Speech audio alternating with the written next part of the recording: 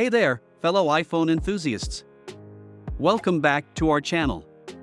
Today, we're diving into a hot topic that's been on the minds of many iOS users lately, the iOS 17 battery drain issue.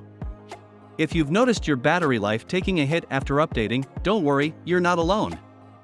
In this video, we're going to walk you through some practical steps to help you fix that battery drain problem and get your iPhone back to its full power-saving potential. So, let's jump right in. The first thing you'll want to do is ensure your iPhone is running the latest version of iOS.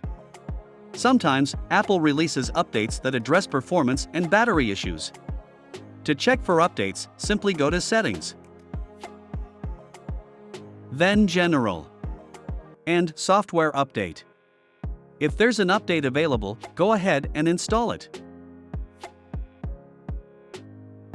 Background apps can be a major drain on your battery. Make sure you're not leaving unnecessary apps running in the background. Head over to Settings, then Battery,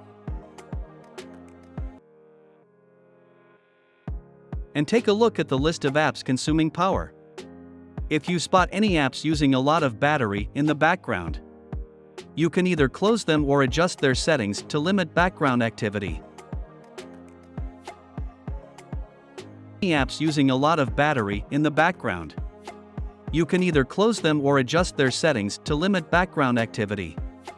Your iPhone's constant use of location services can significantly impact battery life.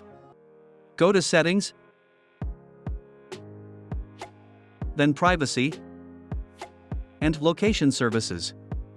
Here, you can review which apps are using your location and choose to allow access only when you're using the app.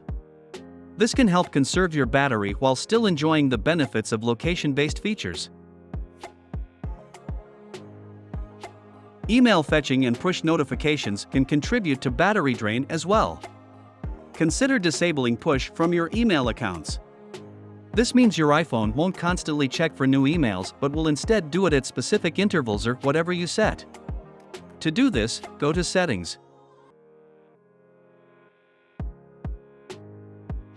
then Mail, Accounts, Fetch new data.